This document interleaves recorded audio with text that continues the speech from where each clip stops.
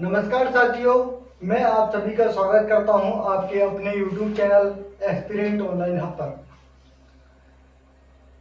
आशा करता हूं आप सभी अच्छे होंगे, ठीक प्रकार से अपनी पढ़ाई को अंजाम दे रहे होंगे। जैसा कि दोस्तों वीडियो का एग्जाम जो है लगभग हम मान सकते हैं कि लगभग दिसंबर के अंत तक तो होना ही होना है। तो इसी श्रृंखला को हम आगे बढ़ा रहे हैं। आपको हमारे चैनल के माध्यम से रीजनिंग की बुक वीडियो मिल रही होंगी, यानी कि रीजनिंग भी जो है कंटिन्यू किया जा रहा है। स्टैटिक जीके भी मैं आपको वीडियो प्रदान कर ही रहा हूँ। और जो अपना हिस्ट्री का जो पार्ट चल रहा है उसकी बात कर लेते हैं। जो मैंने हिस्ट्री का जो पार्ट है वो मध्यकालीन भारत से अब शुरू करा है। और जो मैंने लास्ट जो क्लास हुई थी उसमें जो है गजनवियों का आक्रमण जो है वो तुर्क आक्रमण जो है वो मैंने आपको करा दिया था। तुर्क के आक्रमण के बाद जो है आज जो हम बात करने वाले हैं वो गौड़ साम्राज्य की बात करने वाले हैं। यानी कि जो मध्यकालीन भारत में महमूद गौरी जो है, मोहम्मद गौरी जो है, तो वो कहाँ से कहाँ का निवासी था, कैसे कैसे भारत आता है, क्यों भारत आता है, किसने भेजा था, इसकी आज हम बात करने वाले हैं। यानी कि गौड़ साम्राज्य, हेडिंग क्या डालेंगे? गौड़ साम्राज्य।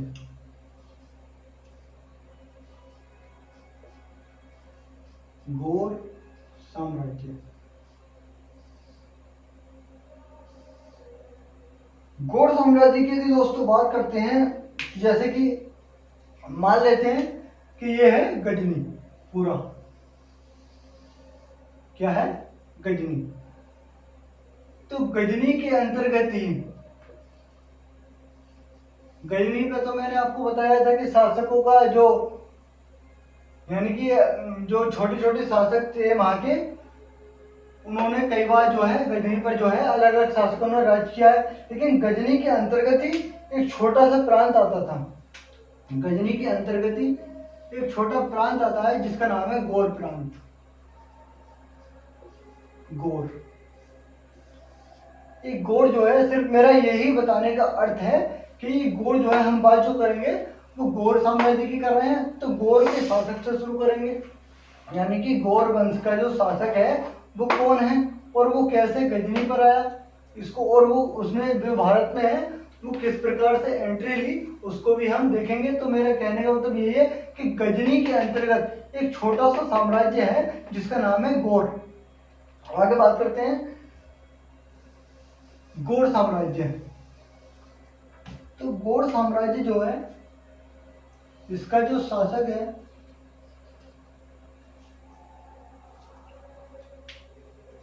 गौड़ का शासक जो है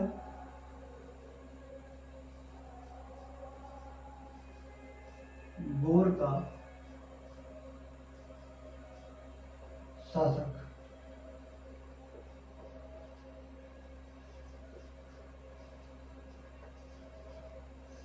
इसका नाम है गयासुद्दीन मोहम्मद बिन साम। गयासुद्दीन गयासुद्दीन कहीं कहीं साथियों डायरेक्टली गयासुद्दीन बिन साम मिलेगा और कहीं कहीं गयासुद्दीन मोहम्मद बिन साम भी मिलेगा। तो हम जो है गयासुद्दीन बिन साम लिख लेते हैं। यानी कि अधिकतर मात्रा में जो इतिहास की बुकों में है वो जो है, जो बड़े जो बुक्स हैं उसमें जो है गयासुद्दीन बिन साम के नाम से मिलता है। गयासुद्दीन बिन शाम, ये कौन है? ये गौर का शासक है। यानी कि गौर जो है गौर पर शासन करता है। लेकिन ये क्या करता है, इसकी महत्वाकांक्षाएं जब बढ़ती हैं तो ये गजनी पर आक्रमण करता है। और गजनी के जो राजा हैं, गजनी के जो शासक हैं उनको जो है आक्रमण करके हरा देता है और गजनी पर जो है अधिकार कर लेता है। यानी गजनी पर अधिकार कर लेता है। गजनी पर आक्रमण करता है।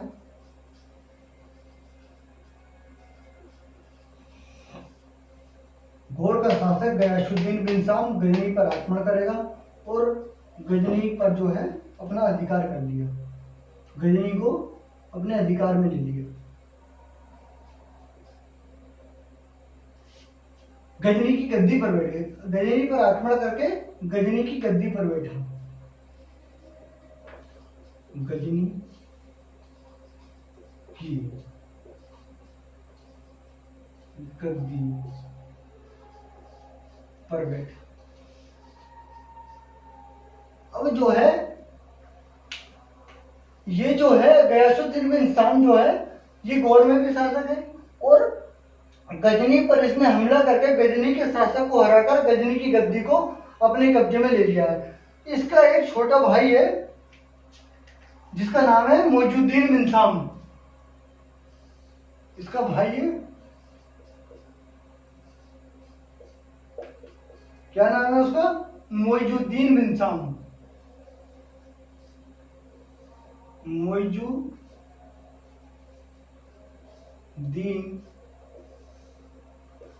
बिन शाम। अब क्या है, जो भाई जो मोइजुद्दीन बिन शाम है इसको जो है ये इसके पास तो गोड़ का यानी गोड़ की गद्दी पर भी बैठा हुआ है। तो गयासुद्दीन बिन शाम क्या करता है, मोइजुद्दीन बिन शाम जो इतिहास में मोहम्मद गोरी के नाम से जाना जाता है। किसी नाम से? मोहम्मद गोरी के नाम से। मोहम्मद गोरी के नाम से जाना जाता है। तो क्या करता है ये, इसको जो है वो गजनी की गद्दी पर बैठाता है। गयासुद्दीन बिन शाम मोइजुद्दीन बिन शाम को गजनी की गद्दी पर बैठाता है। गजनी की गद्दी पर बैठाया। और गजनी की गद्दी पर बैठाकर ये क्या करता है, इससे जो मैंने आपको कहा था कि भारत में किसने भेजा था और क्यों आया था, जब ये गजनी की गद्दी पर मोहम्मद गोरी यानी मोइजुद्दीन शाम बिन शाम बैठता है तो इसका भाई जो है इसे आदेश देता है कि पूर्व की तरफ यानी कि गजनी से पूर्व की तरफ आक्रमण करो और अपने साम्राज्य का विस्तार करो। यानी कि पूर्व की तरफ यानी गजनी से पूर्व की तरफ।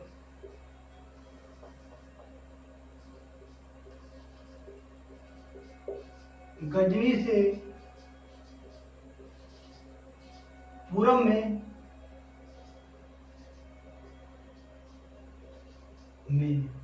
आक्रमण करने का आदेश देता है।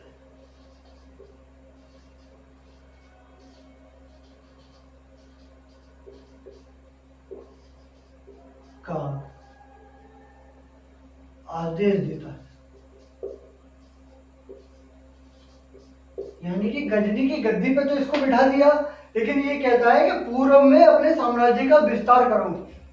तो मैंने आपको बताया कि इसका जो नाम है, जो इतिहास में जो नाम मिलता है मोइजुद्दीन बिन शाम मिलता है, लेकिन इतिहास की जो किताबों में है इसको जो है इतिहास भारतीय इतिहास में मोहम्मद गोरी के नाम से हम लोग जानते हैं।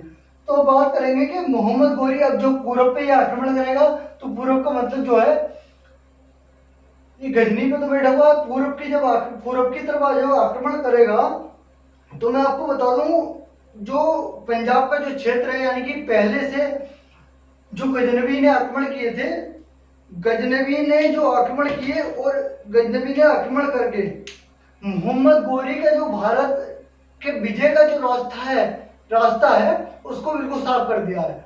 यानी कि जो पंजाब पहले जो गजनवी पर जो आक्रमण किया गजनवी ने जो भारत पर, तो पंजाब पर गजनवी बैठे रह गए, पंजाब पर गजनवी रह गए और मुल्तान में जो है वो एक वंश है उसका शासन रह गया, करामाती वंश उसका शासन रह गया। अब जो नीचे सिंध की बात आती है, सिंध में सुमर जाति के सिया थे, उन्होंने कब्जा कर रखा है, लेकिन उन्होंने कब्जा कर रखा है। तो बात आती है दोस्तों कि भारत में जो है ना ये वाला जो हिस्सा है, ये वाला जो हिस्सा है वो भारत के किसी भी भारतीय शासक पर नहीं है। यानी कि गजनी शासन कर रहे हैं वहां पर, सिया जो मुस्लिम होते हैं सुमर वंश के वो शासन कर रहे हैं, वो करामाती वंश शासन कर रहा है। यानी कि इसको भारत आने में जो है ना कोई कठिनाइयों का सामना बिल्कुल करना ही नहीं पड़ा।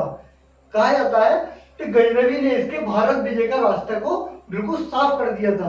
तो एक बार बात करते हैं जब मोहम्मद गोरी जो है भारत पर आक्रमण करता है तो भारत की स्थिति क्या थी, कौन कौन से शासक जो है भारत पर शासन कर रहे थे, उसको उसकी बात करते हैं।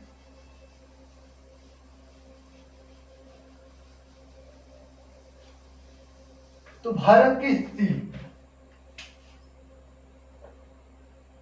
गोरी के आक्रमण के समय भारत की स्थिति, गोरी के आक्रमण के समय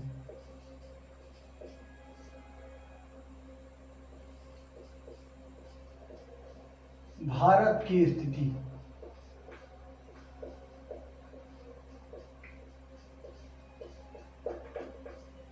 तो मैंने आपको बताया क्या, पंजाब पर कौन बैठा हुआ है, पंजाब पर गजनवी है।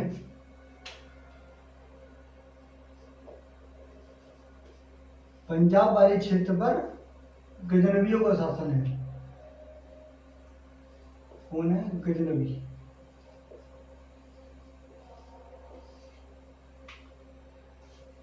दूसरे नंबर पर मुल्तान पर,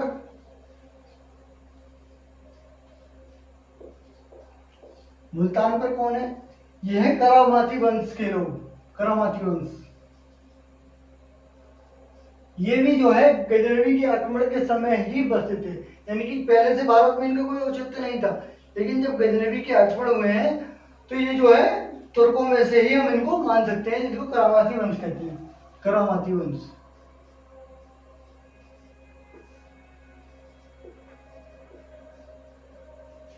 तीसरी बात करते हैं, सिंध पर कौन था, तो सिंध पर मैंने आपको बताया सुमर वंश के सिया लोग थे। सिंध पर कौन थे, सुमर वंश के सिया मुस्लिम, सुमर वंश के, सुमर सिया मुस्लिम, सुमर सिया मुस्लिम। और बात करते हैं गुजरात में कौन था,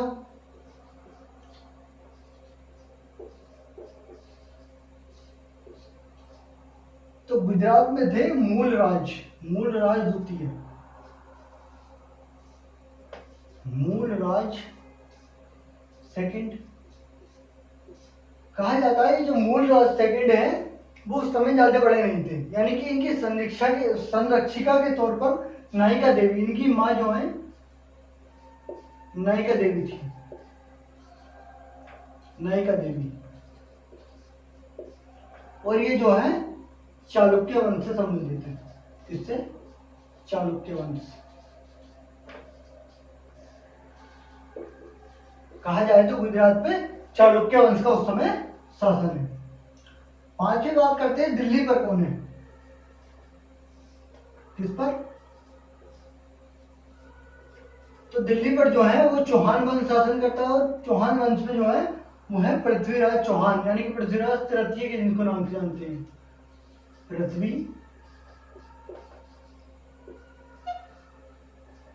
पृथ्वीराज तृतीय के नाम से भी जाना जाता है, और पृथ्वीराज चौहान भी कहते हैं। और बेसिकली जो ये शासक जो था इस समय उसको पृथ्वीराज चौहान के नाम से जानते थे, और जो इनका वंश है वो जो है चौहान वंश है।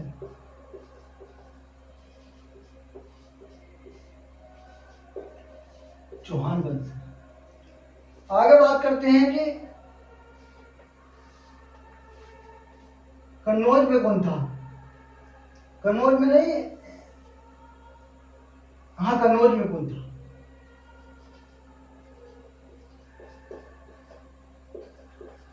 तो साथियों कन्नौज में जो थे वो घेड़वाल वंशों का शासन था, और यहाँ पर जो थे वो जयचंद था,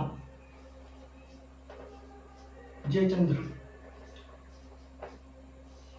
जयचंद घेड़वाल, घेड़वाल वंश लिखूंगा आगे, यानी कि जयचंद जो है वो घेड़वाल वंश का सबसे प्रतापी राजा है इस समय, यानी सबसे शक्तिशाली राजा जो है वो जयचंद है कन्नौज में, घेड़वाल वंश का, घेड़वाल। वंश का। इसके बाद बात कर लेते हैं कि बुंदेलखंड पे कौन है। तो बुंदेलखंड पे जो है वो चंदेल है।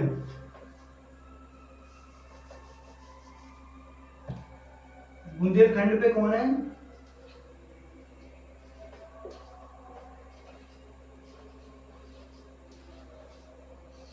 बुंदेलखंड पर है चंदेल। तो चंदेल में जो शासक है, चंदेल वंश का कह सकते हैं, या उस समय भारत का सबसे प्रतापी राजा बैठा हुआ है जिसका नाम है परमार्दी देव। क्या नाम है? परमार्दी देव। परमार्दी देव ये जो है चंदेल वंश का शासक है।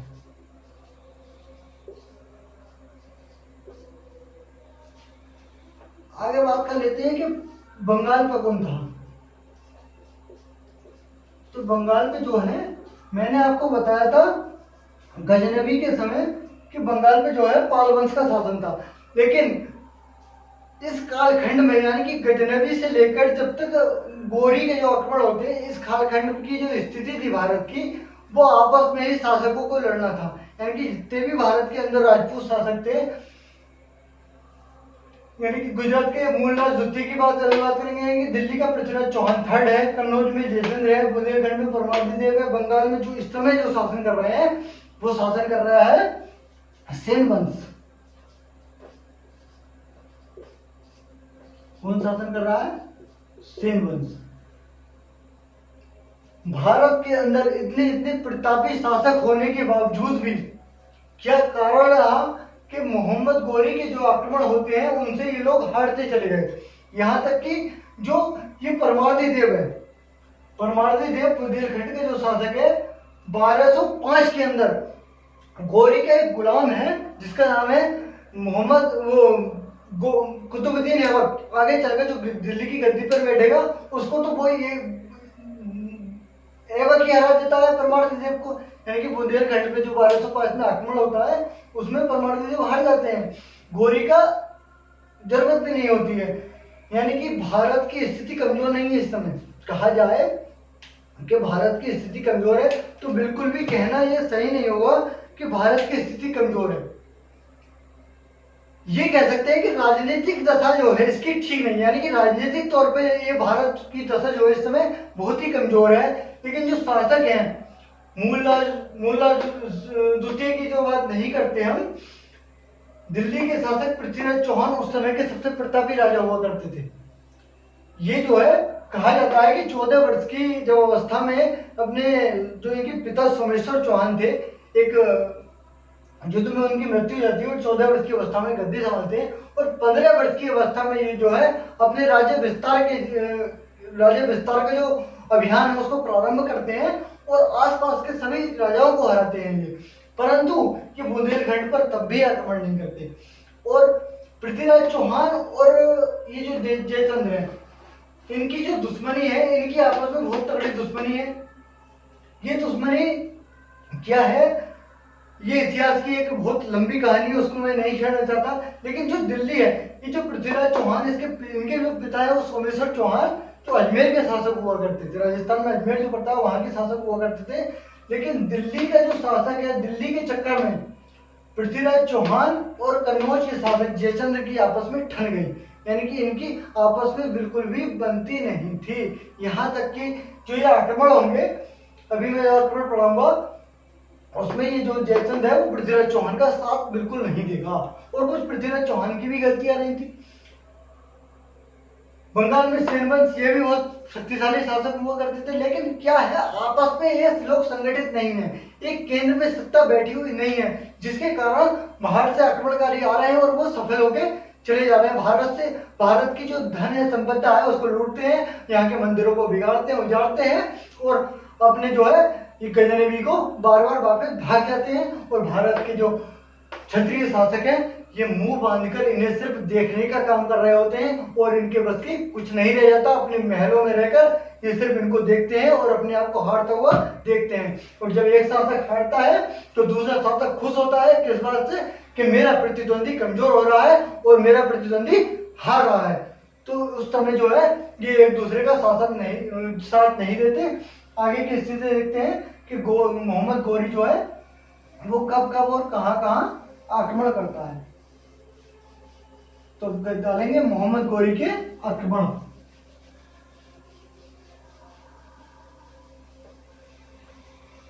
दोस्तों यदि भारत के इतिहास में हम राजपूतों की बात करें तो राजपूत यदि संगठित हो जाते तो मैं मानता हूं भारत में ही नहीं पूरे एशिया की यदि बात कर ले, पूरे विश्व की भी बात, विश्व की तो नहीं कर सकते लेकिन आसपास के क्षेत्र की यदि भारत की हम बात कर लें तो राजपूतों से शक्तिशाली राजा नहीं थे। यानी कि राजपूत यदि इकट्ठे हो गए एक केंद्रीय सत्ता बना के रहते तो इनसे शक्तिशाली शासक नहीं थे उस समय के। तो आज ये बात करते हैं गौरी के आक्रमण।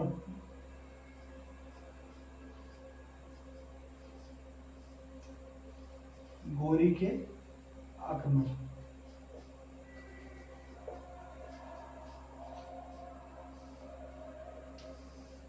तो कहा जाता है गौरी जो है अफगानिस्तान से यानी कि गौड़ साम्राज्य से गोमल दर्रे से भारत में प्रवेश करता है। क्या करता है? गोमल दर्रे से भारत में प्रवेश करता है और सबसे पहला जो आक्रमण करता है 1175 ईस्वी में करता है। कब करता है? 1175 ईस्वी में करता है। याद रखना दोस्तों ये गोमल दर्रे से आता है और जो गजनवी है वो खेवड़ दर्रे से भारत में आता है। गौरी 1175 ईस्वी में जो है ये मुल्तान पर आक्रमण करता है।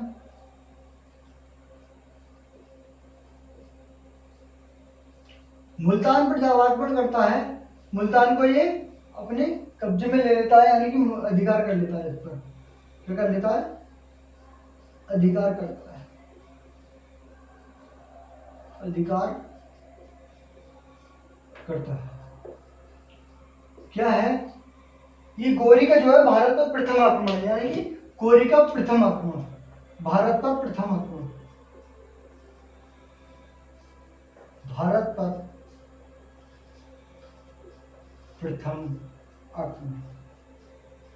सबसे पहली बार जो है 1175 ईस्वी में आक्रमण कर रहा है मुल्तान पर। यानी कि एक एक क्षेत्र को ये विजित करता हुआ जाता है लेकिन भारतीय राजपूतों की आंख नहीं खुलती और ना ही वो किसी इन हमलों को जो है रोकने की बात करते हैं। आगे जो आक्रमण होता है वो होता है 1178 ईस्वी में। 75 के बाद जो है अच्छा ये लूट कर जो है वापस अपने क्षेत्र पहुंच जाता है। भारत को लूट कर भारत में सत्ता नहीं करता अभी ये जो है वापस जो है अपने क्षेत्र पहुंच जाता है। क्यों? क्योंकि ये जो है भारत पे आक्रमण नहीं करते।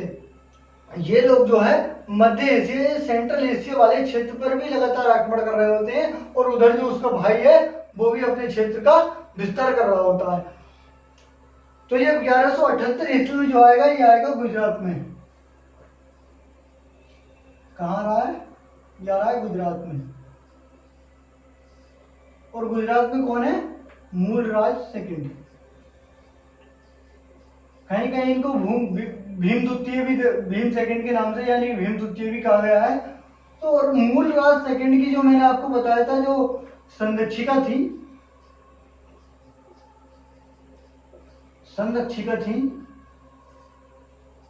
वो थी नायिका देवी यानी कि इनकी मां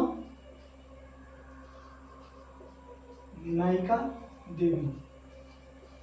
कहा जाता है जब गुजरात पर गौरी का आक्रमण होने वाला था तो ये नायिका देवी ने जो है ना बचे हुए राजपूत शासकों से निवेदन किया था कि यहाँ पर हमारे साथ आकर यानी कि इनको भी आमंत्रण किया था कि ये युद्ध में हमारे साथ आकर भाग ले सकें। लेकिन राजपूत इतने नालायक हुआ करते थे उस समय अपनी आपसी दुश्मनी के कारण। यानी कि उनको लग रहा था यहाँ तो एक बच्चा शासन कर रहा है और एक लेडीज शासन कर रही है तो यहाँ की जो सत्ता है वो यानी कि ये हरा कर चला जाता था। यानी कि यहाँ पर जो है इसको मारेगा कूटेगा और वापस चला जाएगा। तो होता क्या है यानी कि इवन यहाँ तक पृथ्वीराज चौहान भी इनका जो है साथ नहीं देते, ना कन्नौज इनका साथ देता है, ना ही कोई भी इनका हर एक जो राजा है, राजपूत शासक है, वो इनका साथ देने से मना कर देता है। अंत में क्या होता है, नायिका देवी के संरक्षण में जब गुजरात पर अटैक होता है गौरी का, तो गौरी यहाँ पर हार जाता है। यानी कि गौरी की प्रथम बार हार होती है, गौरी की हार होगी यहाँ पर। यानी कि एक शासिका होते हुए गौरी को हराया, और गौरी जो है वो तब जो है गजनी भाग जाएगा। गजनी भाग गया। यानी कि सबसे पहली बार जो है ये गुजरात में जो मुल्ला सेकंड है और उनकी संरक्षिका नायिका देवी के द्वारा हराया जाता है। उसके बाद जो है ये जो है भाग जाता है। इसके भागने के बाद 1179 ईस्वी में 1179 ईस्वी में ये पेशावर पर आक्रमण करता है। कहां पर करता है? 1179 में पेशावर पर आक्रमण, पेशावर पर। और यहां से जो है ये खूब धन संपदा लूटता है, यानी कि लूटपाट बचाता है, धन संपदा लूटी। इसके बाद ये 1186 में, तो 1179 में पेशावर पर आक्रमण करेगा और धन संपदा को लूटेगा। और 1186 में ये लाहौर पर आक्रमण करता है। अगला आक्रमण जो है इसका 1186, और 1186 में जो है ये लाहौर पर आक्रमण करेगा। लाहौर पर आक्रमण करेगा और लाहौर के जो खुसरो मलिक हैं उनको जो है ये पराजित करता है और उनको गिरफ्तार कर लेता है। किसको? लाहौर पर जो खुसरो मलिक है, कौन है? खुसरो मलिक।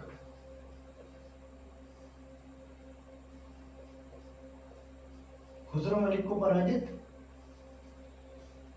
खुसरो मलिक पराजित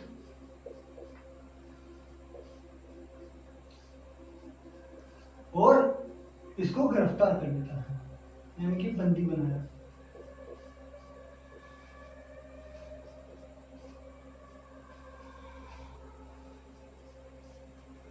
अब मैं आपको दोस्तों बता दूं 1186 के बाद, यानी कि लाहौर जीत लेता है। अब लाहौर के बाद जो है वो पृथ्वीराज चौहान का जो है एरिया शुरू हो जाता है, यानी कि जो पृथ्वीराज शासन करता था उसका जो क्षेत्र था वो लाहौर से आगे के लिए जो है वो शुरू हो जाता है। और गौरी क्या करता है, लाहौर पर आक्रमण करने के बाद तवर हिंद भटिंडा का जो किला है वो जो है पृथ्वीराज चौहान जो है, पृथ्वीराज तृतीय चौहान वंश का, वो उसके अंतर्गत, यानी कि उसके क्षेत्र है। यानी कि तवर हिंद का जो किला है भटिंडा का, वो पृथ्वीराज चौहान का किला होता है। और वो जो पृथ्वीराज चौहान का किले पर जो है आक्रमण करता है। इसके बाद जो है लाहौर के बाद जो है सबसे पहले 1175 में करेगा, फिर 1178 में करेगा, फिर 1179 में करता है। इसके बीच में भी ये आता रहता है। ये जो महत्वपूर्ण जो युद्ध है वो मैं आपको बता रहा हूँ, इनके बीच बीच में भी वो आता है। जैसे कि पेशावर में आया, मैंने आपको बताया 79 में, फिर लाहौर पर आया। लेकिन जो लाहौर के बाद जो है ये तवर हिंद, आपको एक पॉइंट लिखवाता हूँ, तवर हिंद।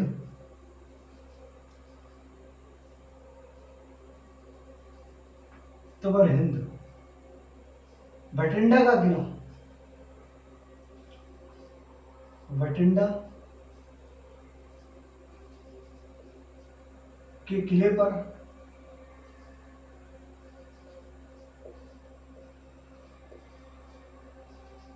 पर गौरी अधिकार कर लेता है। गौरी अधिकार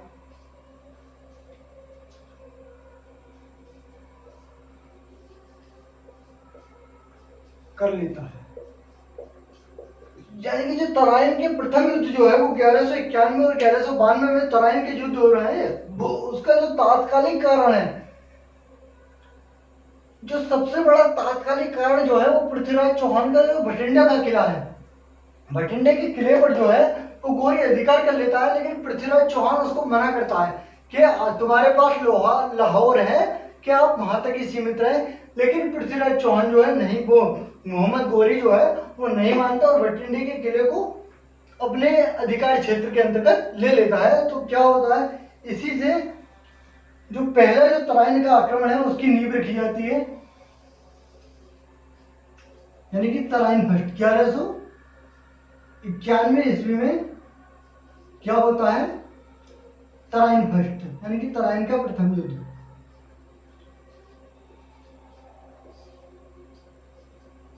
क्या होता है इसमें, एक तरफ होता है गौरी और दूसरी तरफ कौन है, दूसरी तरफ है पृथ्वीराज चौहान।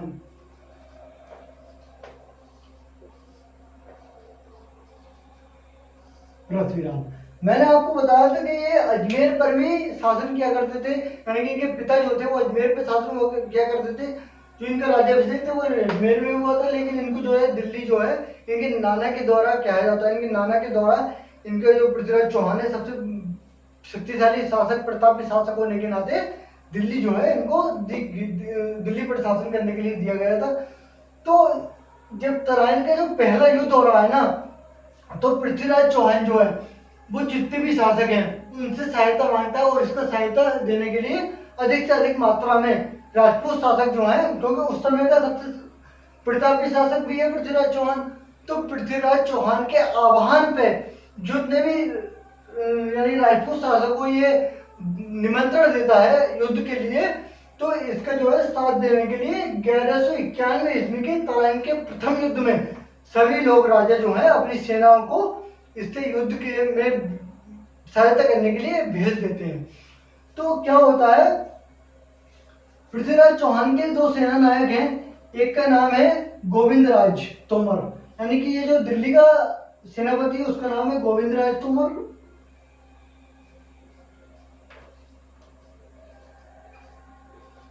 गोविंद राज तोमर।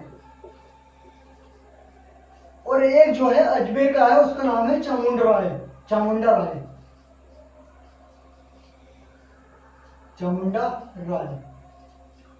अब क्या होता है, ये होते हैं मैदान में और इनके गौरी और पृथ्वीराज के बीच जो है वो युद्ध प्रारंभ हो जाता है, यानी कि युद्ध होता है।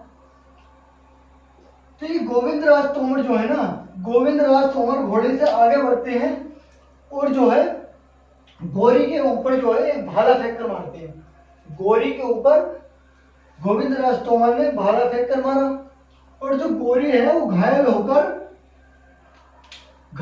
जो है वो घोड़े से नीचे गिर जाता है और ये जो है भाग खड़ा होता है, यानी कि ये अपने आप को भाग खड़ा होता है और इसकी सेना भी तितर बितर हो जाती है, यानी कि इसकी जो है प्रथम तराइन के पहले युद्ध में हार हो जाती है, इसकी जो है हार हो जाती है। लेकिन जैसे ही गोविंद राज तोमर इसका पीछा करते हैं तो राजपूतों की सबसे बड़ी जो मध्यकालीन भारत के जो राजपूत हैं उनकी जो हार का जो सबसे बड़ा कारण है वो क्या करते हैं, वो किसी भी उनकी एक आइडियोलॉजी ले लो या वो फॉलो करते ही थे क्या कि वो निहत्थे पर कभी भी पार नहीं किया करते थे। राजपूतों की ये सबसे बड़ी गलती भी रही है, जो कि हम इस युद्ध में देख भी सकते हैं। क्या जब ये गौरी भाग रहा होता है तो इसको गजनी भागने नहीं देता है, कौन, पृथ्वीराज चौहान, यानी कि इसका क्या कर्तव्य क्या था, यहाँ पर जो है इसका पीछा करते और इसको मारते। लेकिन गोविंद राज तोमर से ये मना कर देता है क्या कि निहत्थे पर हम वार नहीं किया करते, इस पर इस समय जो है कोई भी हथियार नहीं है तो हम इस पर जो है वार नहीं करेंगे, यानी कि इसको हम जाने देंगे। सबसे बड़ा कमी जो रहती है वो तराइन के प्रथम युद्ध में पृथ्वीराज चौहान की रह जाती है, यानी कि पृथ्वीराज चौहान की इतनी बड़ी कमी की वजह से हम लोग आज तक इस कमी को हम भोग रहे हैं। भारत जो है इस कमी को आज तक भोग रहा है, यानी कि तराइन का प्रथम युद्ध में यदि गौरी को पकड़कर मार दिया जाता तो ना ही तराइन का सेकंड युद्ध होता, और सेकंड युद्ध में क्या होता है मैं आपको बात करता हूँ। सेकंड युद्ध की क्या दशा रहती है, सेकंड युद्ध में देखिए 1192 में तराइन का द्वितीय युद्ध होता है। 1192 AD में क्या है,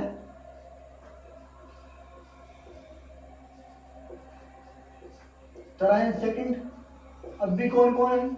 अब भी है गौरी, यानी कि 1 साल बाद आया है। मैं आपको बताऊं, जब इसने ये जब भाग गया है तो तंवर हिंद के किले को जो है ना, पृथ्वीराज चौहान ने तंवर हिंद के किले पे लगभग 12 से 13 माह शासन किया है, यानी कि अपने अधिकार क्षेत्र में तंवर हिंद भटिंडा के किले को ले लिया, क्योंकि भटिंडा के किले पर जो है वो पृथ्वीराज चौहान अपना अधिकार जमाता था और इसको 12 से 13 माह तक इसने शासन किया है। लेकिन इस समय जो है मैं आपको बता दूं भारत में क्या चल रहा था, राजपूत शासक तो आपस में लड़े रहे थे, और जो पृथ्वीराज चौहान जो था, मैं इस बात को पूरा कर लेता हूं कि गौरी है और इधर कौन है, इधर पृथ्वीराज है, पृथ्वीराज थर्ड, यहां भी थर्ड कर दो। क्या है कि 1191 और 1292 1 साल का जो शासन कालक्रम है, इसमें जो है पृथ्वीराज चौहान जो है अपनी आंतरिक कलह में पड़ा हुआ है, यानी कि अपने देश की जो अपने देश के शासकों को परेशान करना है, इसको मारना है, यानी कि दिल्ली के साथ वो कन्नौज के शासक के साथ इसका बहुत बड़ा बैर हो जाना। और जो गौरी जो है वो गजनी में जाकर जो है वो अगले युद्ध की तैयारी कर रहा होता है, यानी कि अगले युद्ध को वह किस प्रकार विजित करे, यानी कि गौरी जो है वो प्रथम युद्ध जो तराइन का हुआ है इससे ये समझ ले रहा है कि मैं हार गया हूं, इसका मुझे बदला अगले साल को पृथ्वीराज चौहान से लेना है। लेकिन पृथ्वीराज चौहान क्या कर रहे हैं, एक तो इनकी जो कन्नौज पे दुश्मनी बताई थी मैंने कि दिल्ली से इनकी वो कन्नौज से दिल्ली को लेकर दुश्मनी हो गई थी, और अगली जो दुश्मनी हुई थी जो 1191 से 92 का जो पीरियड है, इसमें इन्होंने क्या करा था, बड़ी कहानी तो मैं आपको नहीं सुनाऊंगा, लेकिन जो जयचंद की जो पुत्री थी जिसका नाम था संयोगिता, उनसे इनका पृथ्वीराज चौहान का प्रेम प्रसंग चल जाता है। प्रेम प्रसंग चलता है तो सही है, लेकिन उनको उसको क्या कर लेते हैं, ये कन्नौज से जो है उठाकर ले आते हैं, यानी कि भगाकर ले आते हैं और अपने राजमहल में रखते हैं उसको। यानी कि पहले ही एक बार तो इन्होंने और 1191 के युद्ध में जयचंद ने इनका साथ नहीं दिया है, किसका, पृथ्वीराज चौहान का। और दोबारा कौन सी गलती कर रहे हैं ये, उसकी बेटी को ले आते हैं प्रेमिका बनाकर अपनी। तो इस कारण क्या होता है, कन्नौज जो है और नाराज होता है, वो तो नाराज था ही, लेकिन इसकी जो ये गलती है, क्या किसी की कन्या को भगा लाते हैं, राजपूत की कन्या को ये भगा कर लाते हैं, तो अन्य अन्य जो राजपूत हैं, जो भारत के अन्य राजपूत जो हैं, वो इससे नाराज हो जाते हैं। ये जो है अन्य राजपूत नाराज हो जाते हैं कि इतनी बड़ी गलती कर रहे हैं, और ये जो है गौरी जो है वहां पर युद्ध की तैयारी कर रहा है, लेकिन ये क्या कर रहे हैं, महल में बैठे हुए हैं और मजा ले रहे हैं। ये अपने अगले युद्ध की इनको कोई भी अंदाजा नहीं था, यानी कि कहा जा सकता है कि पृथ्वीराज चौहान जो है बिल्कुल भी दूरदर्शी व्यक्ति, दूरदर्शी राजा नहीं था, यानी कि इनको अगले युद्ध की बिल्कुल भी आशंका ही नहीं थी कि अगला युद्ध भी गौरी इनको ललकार सकता है। तो 1192 ईस्वी में आ जाता है तराइन का द्वितीय युद्ध में, गौरी को पृथ्वीराज चौहान ललकारता है। पृथ्वीराज चौहान जो है अन्य राजपूतों जैसे कि प्रथम युद्ध में साथ दिया था इसलिए आमंत्रित करते हैं, तो इनका जो है जो राजपूत शासक होते हैं वो साथ देने के लिए मना कर देते हैं। और क्या होता है, जैसे ही युद्ध में आते हैं गोविंदराज तोमर और चामुंडा राय की भी क्या हो जाती है, हत्या हो जाती है, वहां पर हत्या हो जाती है, और पृथ्वीराज चौहान की क्या हो जाती है, इस युद्ध में हार हो जाती है।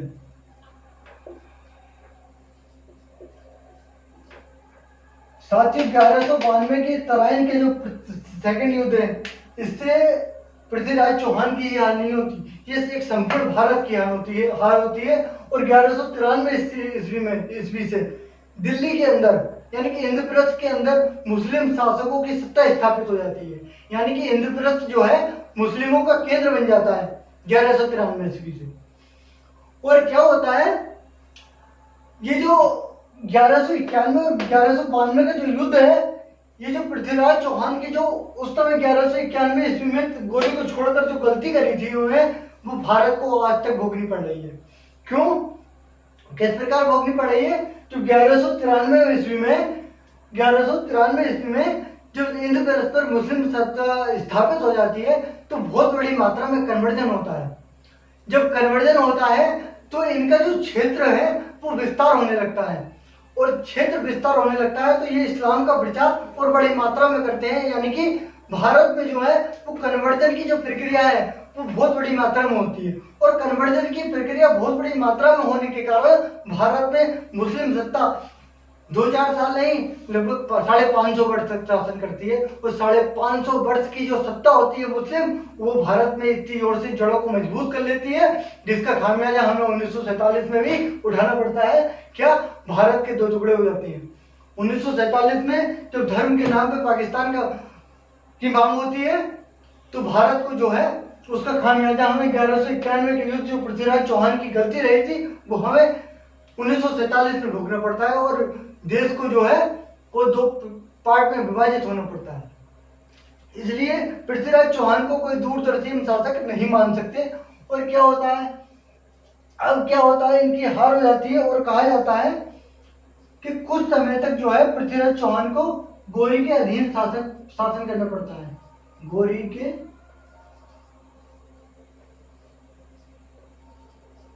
अधीन शासन किया। ऐसा है दोस्तों, अलग अलग जगह पे, यानी कि पृथ्वीराज चौहान का एक दरबारी कवि जो चंद्रवरदाई था, वह इनका दोस्त भी हुआ करता था, और जो जयचंद्र जो था, वो पृथ्वीराज चौहान जो था, अलग अलग कथाएं प्रचलित है इनकी मृत्यु को लेकर। कहा जाता है कि पृथ्वीराज चौहान जो है वो इसके अधीन जो है शासन करता है, लेकिन चंद्रवरदाई जो अपनी जो पृथ्वीराज अशोक किताब है उसमें क्या लिखता है कि गौरी जो है वो इसको अपने साथ बंदी बनाकर ले जाता है, और गजनी ले जाकर इनकी जो है वो आंख फोड़ देता है। और आंख फोड़ने के बाद जब जयचंद्र एक बार इनसे मिलने पहुंचते हैं, यानी कि यहाँ से जो है दिल्ली से, तो वो पृथ्वीराज चौहान को ले जाता है, लेकिन एक बार मिलने के उद्देश्य से, कहा चंद्रवरदाई की पुस्तक में लिखा हुआ है कि चंद्रवरदाई गजनी पहुंचते हैं पृथ्वीराज चौहान को मिलने के उद्देश्य से, तो वहां पर कहा जाता है कि पृथ्वीराज चौहान की और जब ये देखते हैं तो ये आंखें फोड़ देता है। कौन? मोहम्मद गौरी जो है पृथ्वीराज चौहान की सरियों के द्वारा आंखें फोड़ देता है। और जब ये जो पहुंचते हैं तो पृथ्वीराज चौहान कथा में आता है कि 4 बांह 24 गज अंगुल अष्ट प्रमाण ता ऊपर सुल्तान है मन चुके चौहान। यानी कि जो चंद्रवरदाई है इनको संकेतों में बताता है कि कितनी ऊंचाई पर गौरी बैठा हुआ है। तो कहा जाता है पृथ्वीराज चौहान जो है एक शब्दवेदी बाण के माध्यम से शब्दवेदी बाण विद्या जानते थे कि वहां पर जो है नीचे से जो है 4 बांह 24 गज अंगुल अष्ट प्रमाण तब ऊपर सुल्तान है मच चुके चौहान। तो उसी समय जो है पृथ्वीराज चौहान तीर चला देते हैं और गौरी की हत्या हो जाती है, और अपने आप को भी खंजर से एक दूसरे जो है अपने आप को मौत के घाट उतार लेते हैं। लेकिन जो इतिहासकारों का कहना है क्या है कि गौरी के अधीन शासन किया किसने? पृथ्वीराज चौहान पे। कहां पर? दिल्ली पर। फिर क्या करता है, एक दिन जो है पृथ्वीराज जो है वो विद्रोह कर देता है। अब जो विद्रोह कर देता है तो विद्रोह के बाद क्या होता है, इसकी फिर से यहाँ पर गौरी जो है अटैक करता है और इसकी हार हो जाती है और इसको पृथ्वीराज चौहान की यहाँ पर मृत्यु कर देता है। कहीं कहीं ये आता है, यानी कि इस जो युद्ध होता है इसमें जो है गौरी की जीत हो जाती है। लेकिन आपको मैं बताता हूँ इस युद्ध में जो है जो जयचंद जो है, जो घेड़वाल वंश का सबसे प्रतापी शासक जयचंद है, वो इसमें साथ नहीं देता और हंसी खुशी युद्ध देख रहा होता है। तो क्या होता है 1194 ईस्वी में 1194 ईस्वी में चंदावर का युद्ध होता है। एटा के पास एक चंदावर जगह पड़ती थी, चंदावर का युद्ध होता है जिसमें क्या होता है, जयचंद को पराजित किया जाता है। जयचंद जब पृथ्वीराज चौहान पर आक्रमण हो रहा था तो ये सोच रहा था कि बस मेरा जो प्रतिद्वंदी है वो यहाँ से नष्ट हो जाएगा और मैं दिल्ली पर जो है अपनी सत्ता स्थापित कर लूंगा। लेकिन ऐसा नहीं होता है। जो गौरी जो है, गौरी जब भी जो भारत से बाद में जाता है, जैसे कि 1192 के बाद हमने 1194 का बताया, तो इस बीच में जो है जो गौरी के दास हुआ करते थे, जो भारत में गौरी के दास हुआ करते थे, जो जिसमें जो कुतुबुद्दीन ऐबक है वो उस पर उसको हर बार जो है दिल्ली का जो गवर्नर है उसको बनाकर जाता है। तो जयचंद जो है इसमें पराजित हो जाता है और उसकी क्या होती है, मृत्यु हो जाती है। इसकी क्या हो जाती है, जयचंद की मृत्यु हो जाती है। अब क्या होता है 1194 के बाद 1195-96 में जो है मैंने आपको कहा है आके जो है बाद में फिर अपने उस पर जो है ये 94 के बाद 95-96 में जो मध्य भारत पर जो है ये आक्रमण करता है और मध्य भारत के जो ग्वालियर वाला क्षेत्र है उसको लूटता है।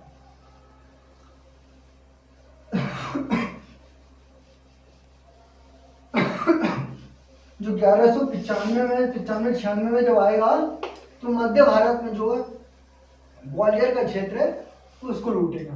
यानी कि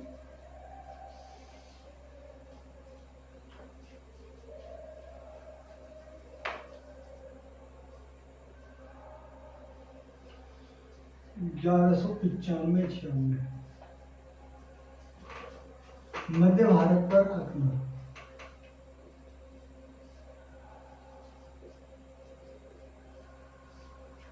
इतना सब कुछ हो जाने के बाद अब भी जितने बचे हुए जो राजपूत सुल्तान जो है वो राजपूत शासक जो है वो अब भी जब भारत पर आक्रमण कर रहा है गौरी पृथ्वीराज चौथारायण के द्वितीय युद्ध के बाद भी, तो इसका जो है सामना करने कोई नहीं आ रहा है। यानी कि मध्य भारत के जब ये ग्वालियर पर आक्रमण कर रहा है तो परमार्दी देव जो है उस समय भी आंख उठाकर नहीं देख रहा है। जबकि कहने को सबसे प्रतापी राजा जो है उस समय जो भारत में बचे हुए हैं वो परमार्दी देव ही हैं। यानी कि मध्य भारत पर आक्रमण। यहां पर आक्रमण करके भी ये लूटपाट मचाता है। क्या करता है, लूटपाट मचाता है और वापस चला जाता है। अब क्या होता है, घटना है 1205 ईस्वी की। 1205 ईस्वी में जो है वो जो सिंध क्षेत्र जो है, सिंध क्षेत्र में खोखर जनजाति रहती है। यानी खोखर जनजाति के लोग रहा करते थे। खोखर जाति के लोग जो है वहां पर निवास किया करते थे। तो खोखरों ने जो है ना विद्रोह कर दिया था 1205 ईस्वी में। विद्रोह कर दिया था किसने, खोखरों ने। तो 1205 ईस्वी में जो गौरी है वो बैठा हुआ है गजनी में, और जो दिल्ली पर जो बैठा के गया था वो बैठा गया था कुतुबुद्दीन ऐबक को। और कुतुबुद्दीन ऐबक से जो है जो 1205 ईस्वी में जो आक्रमण होता है तो इधर से तो वो खुद आता है गजनी से और दिल्ली से बुलाता है ये किसको, कुतुबुद्दीन ऐबक को। और कुतुबुद्दीन ऐबक के साथ जो है कुतुबुद्दीन ऐबक का गुलाम भी आता है। तो उसके यहाँ पर जो है अकेला इसको विद्रोह को ही समाप्त नहीं करता। तो क्यों, क्योंकि ये इतना मजबूत नहीं होता है। कहा जाता है कि खोखरों की जो जाति का जो विद्रोह होता है इसमें जो है ज्यादा मात्रा में घायल भी हो चुका था कौन, गौरी। तो यहाँ पर जो है इसके विद्रोह को दमन कर देता है। आखिरकार खोखरों की जो जनजाति है उसका भी दमन करता है विद्रोह का। और आगे चलकर क्या होता है, मार्च 1206 ईस्वी में, किसमें, मार्च 1206 में एक पंजाब में पड़ती है दमियक नामक स्थान, दमियक पंजाब। क्या है, ये शाम के समय नमाज पढ़ रहा होता है। नमाज तो होती है, ये जो है शाम के समय जब नमाज पढ़ रहा होता है तो खोखर जाति के एक सरदार ने जो है, खोखरों के सरदार ने जो है घात लगाकर इसकी हत्या कर दी थी नमाज पढ़ते समय।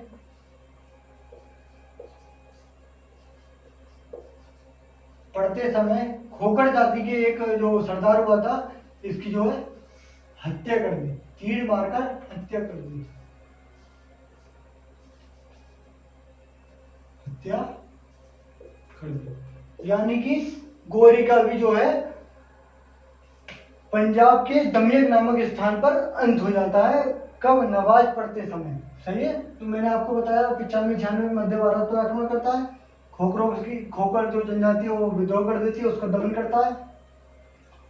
और मार्च 1206 में दमियक के पंजाब नामक स्थान पर नमाज पढ़ते समय इसकी जो है वो मृत्यु हो जाती है। अब हम एक बार देख लेते हैं क्या कि गौरी के जो गुलाम हैं वो कौन कौन से हैं और कहाँ कहाँ इन्होंने शासन किया था। जो टाइम की व्यस्तता के कारण इसको हम कल देखेंगे कि गौरी के जो गुलाम हैं वो जैसे कि ताजुद्दीन यलदौज है, कुतुबुद्दीन ऐबक है, इन्होंने कहाँ कहाँ शासन किया। और लगभग ताजुद्दीन यलदौज जो है वो सिंध गौर में वो गजनी में ही रह जाता है। ये दोनों जो है सिंध और दिल्ली पर अपना सत्ता को स्थापित करते हैं। ये जो है हम अपनी नेक्स्ट क्लास में देखेंगे। आज मैंने आपको गौरी की मृत्यु तक का जो इतिहास है वो आपको क्रम वाइज जो है समझा दिया। आशा करता हूँ आपको जो है क्लास पसंद आई होगी।